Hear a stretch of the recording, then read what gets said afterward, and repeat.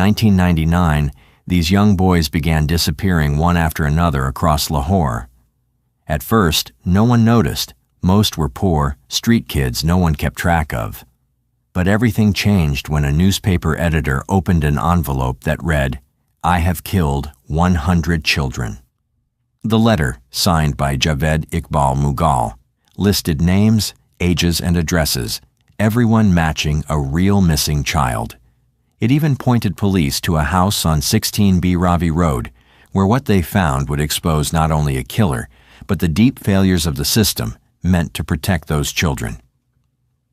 The disappearances began in June 1998, though nobody was counting them as a pattern.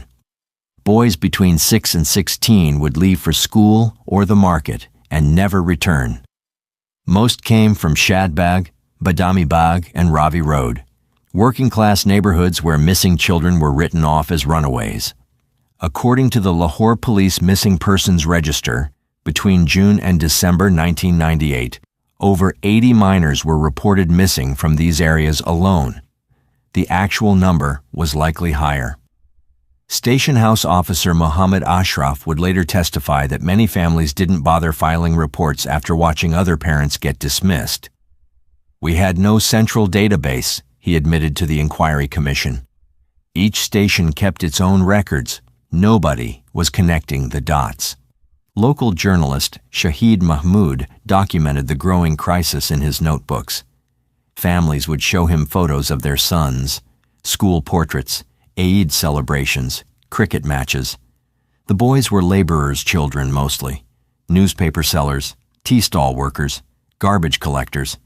Their parents couldn't afford to miss work searching for them. By December 1999, handwritten missing posters covered the walls along Ravi Road.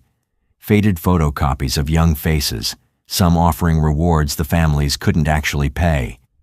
The Ombudsman's report released in 2000 would confirm that police stations within a 2-kilometer radius of what would become the crime scene had received over 100 missing child reports between 1998 and 1999. Less than a third were officially investigated. The rest were filed and forgotten. These missing posters were hanging within walking distance of house number 16B. Across the city, a newspaper editor opened a thick envelope. Inside was a typed letter that would soon shake all of Lahore. It began with a chilling line: "I have killed 100 children." The letter wasn't vague or confusing.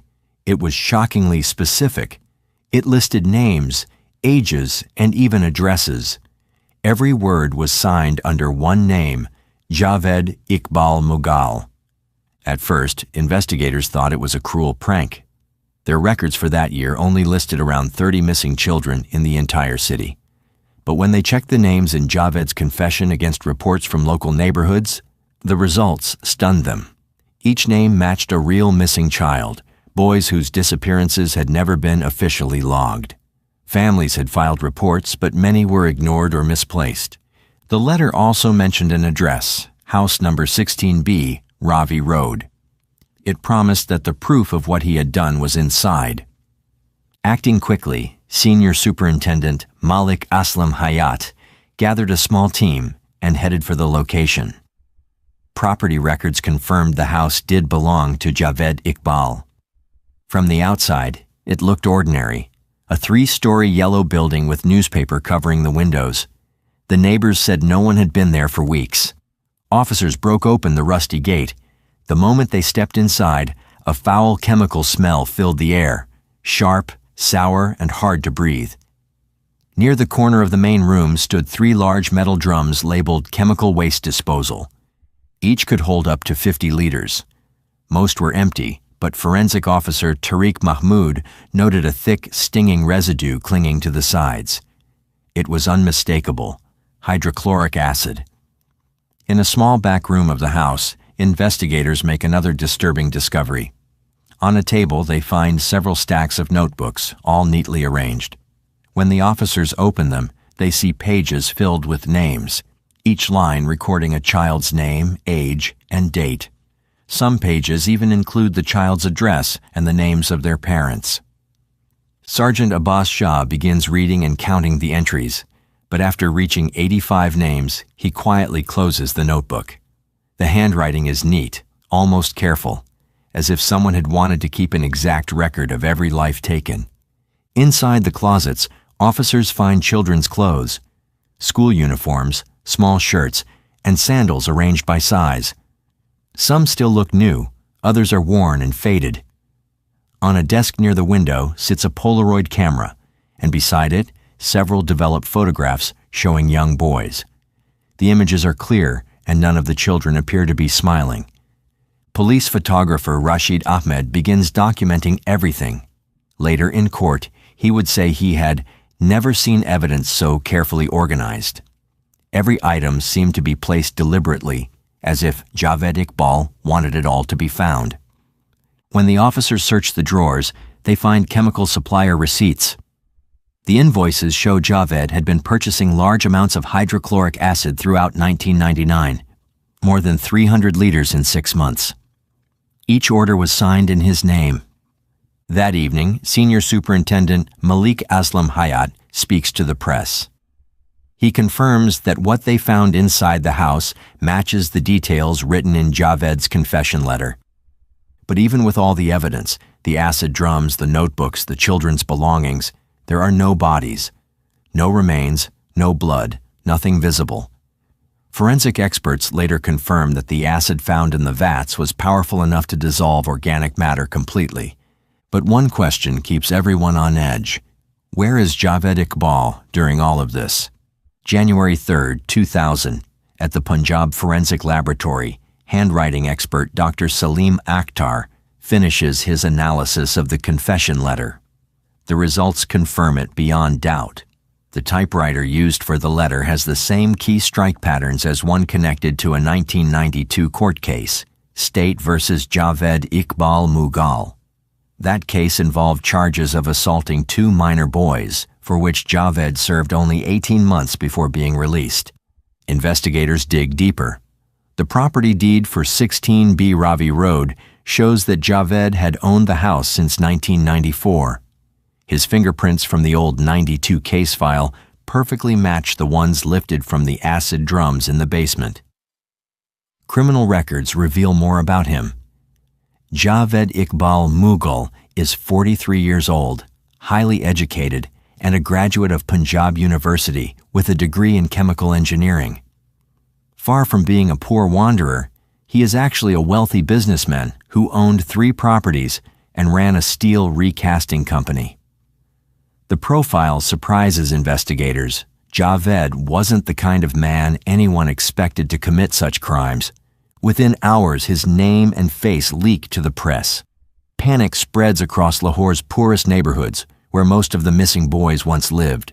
Parents pull their children from schools. Fear fills the streets.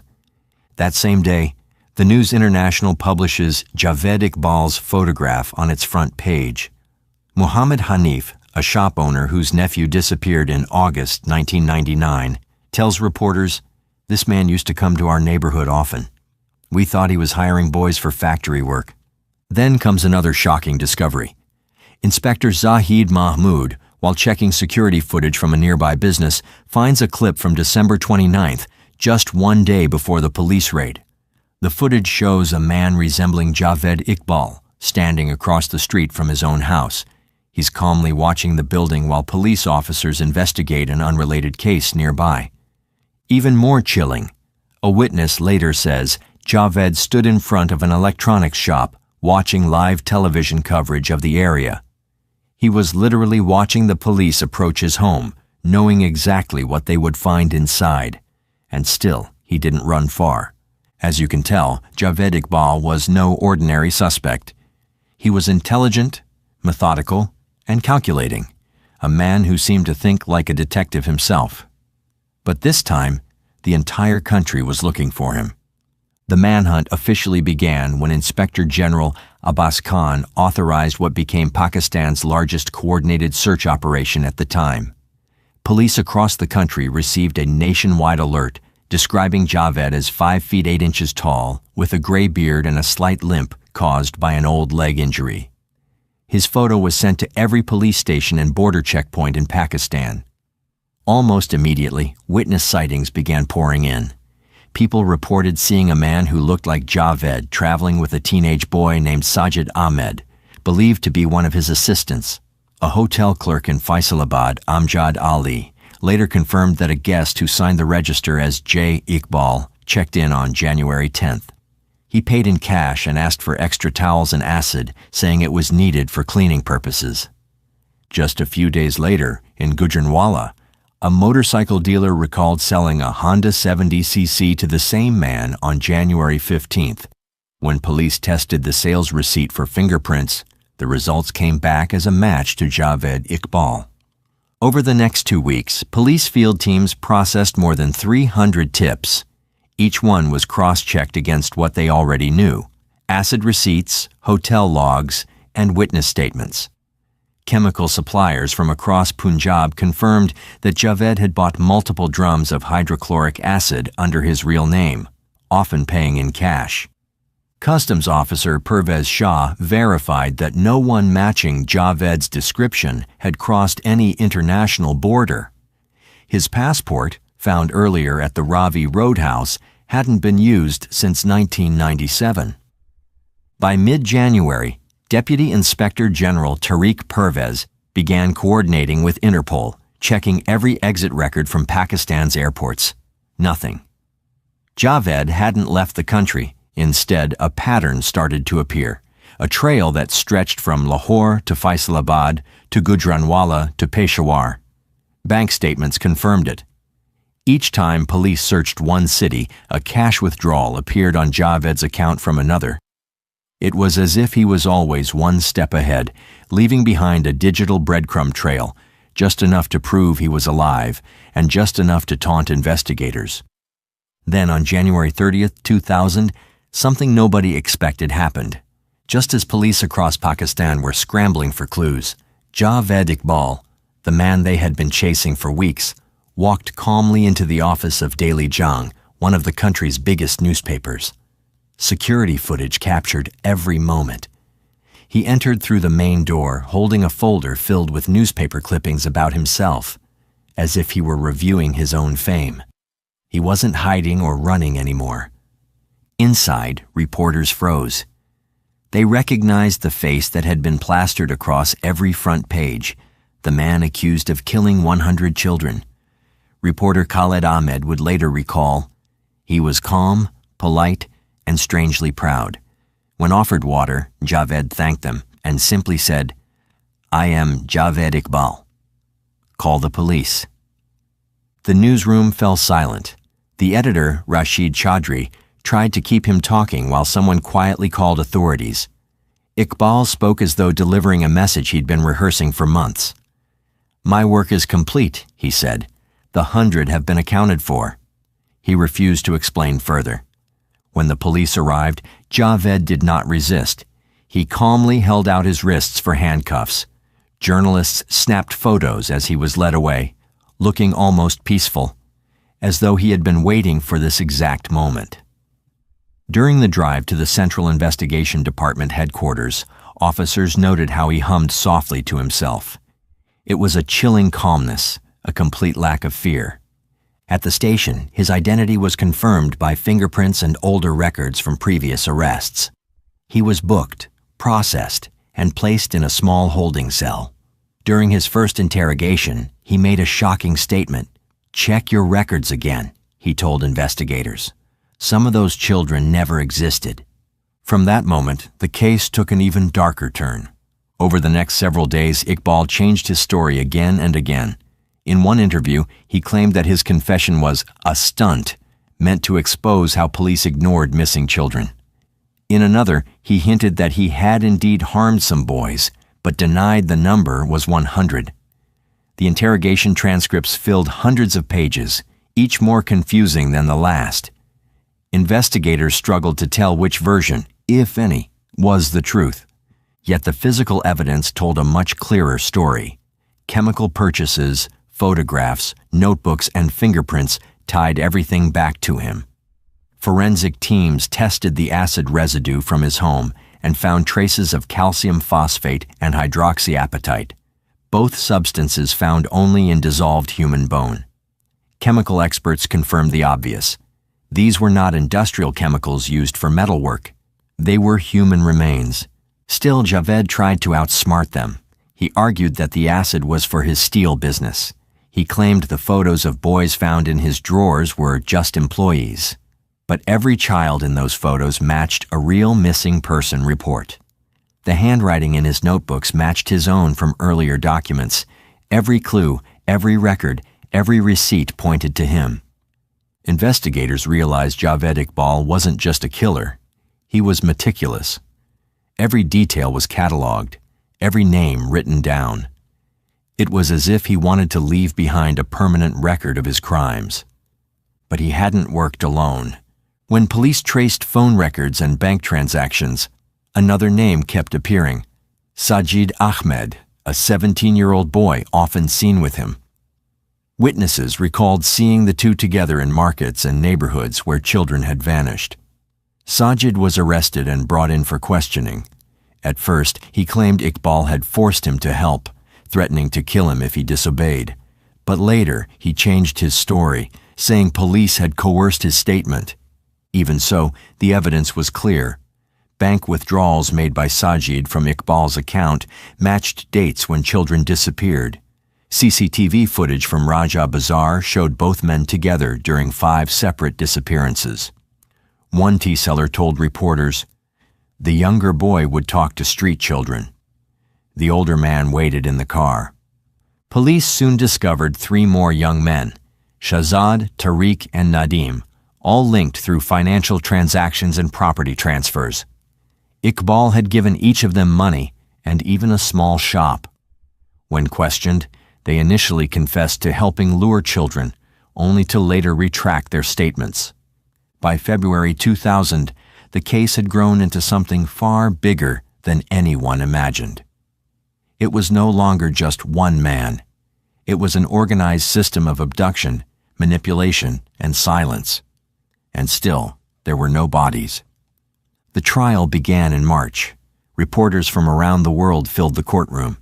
The prosecution came armed with thousands of pages of evidence, receipts, photographs, and forensic results that tied every part of the puzzle together. The typewriter used for his confession was brought into the courtroom. Experts demonstrated how the letters struck the paper, perfectly matching Iqbal's confession letter. Forensic experts explained that hydrochloric acid, when concentrated, can dissolve organic matter completely within 24 hours. The drums found at his home contained chemical residues that could only have come from human remains. Then came the most emotional testimony of all, from the parents.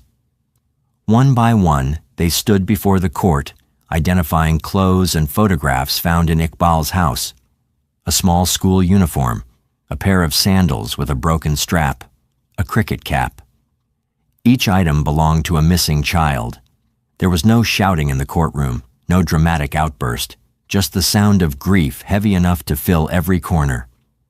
The defense argued that Javed's confession was fake, a desperate act by a man seeking attention or revenge against the system.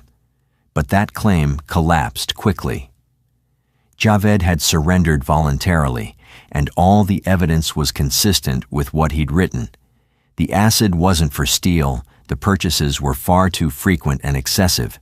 His fingerprints were on the inside lids of the drums, placed after the acid had been poured. In mid-March, after weeks of testimony, the judge delivered the verdict. Javed Iqbal was found guilty of 100 counts of murder and kidnapping. But it wasn't just the verdict that shocked Pakistan. It was the sentence. The judge declared that Iqbal would be executed in the same manner he killed the children, by strangulation, dismemberment, and dissolution in acid. It was a punishment meant to reflect the horror of his crimes. Some called it poetic justice, others simply horrifying. Even seasoned prosecutors admitted they had never seen such a ruling. The case dominated national headlines. But before any sentence could be carried out, appeals were filed.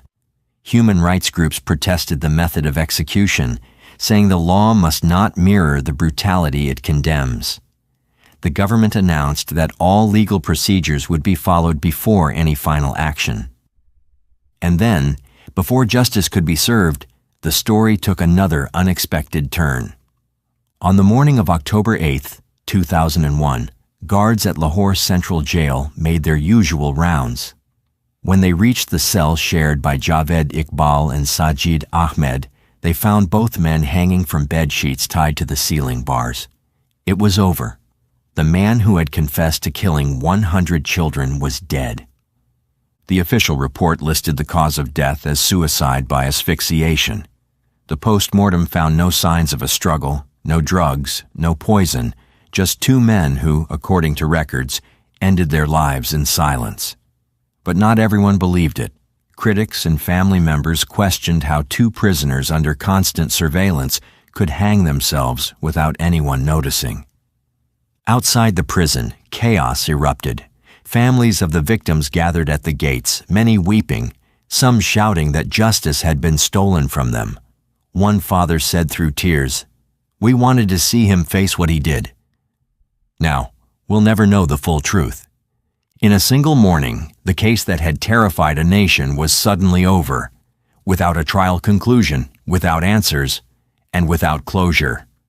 But Javed Iqbal's crimes left a permanent mark.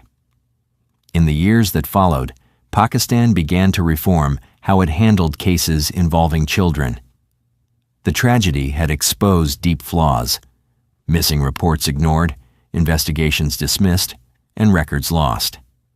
The government responded with new laws, including the Child Protection and Welfare Act of 2004, which specifically mentioned the Lahore serial killing case. Soon after, the Child Protection Bureau was created to ensure no child disappearance would ever be ignored again. A new database system was introduced to connect police stations nationwide, something that had not existed during Iqbal's time. This allowed authorities to track missing children more efficiently and share data across provinces. By 2011, specialized child protection courts were established in major cities. Reports showed a 60% increase in recovered missing children. The tragedy had sparked real change, born from unimaginable horror, but leading to long overdue reform. As for the place where it all began, 16B Ravi Road, the building was demolished in 2005. In its place now stands a small memorial garden. Families gather there every December 30th, lighting candles and placing photos of their lost sons. There's no plaque, no grand statue, just quiet remembrance and the hope that their children's suffering wasn't in vain. What began with a single confession letter, "I have killed 100 children," ended up revealing far more than one man's crimes. It exposed how easily the poor and voiceless could disappear without anyone in power noticing. And while Javed Iqbal's name will forever be remembered for horror, the legacy that followed, the awareness, the reforms, the renewed focus on child safety, became the one light that grew from the darkness he left behind. If you value respectful, evidence-based storytelling that keeps the focus on truth and justice, consider subscribing for more documentaries like this one.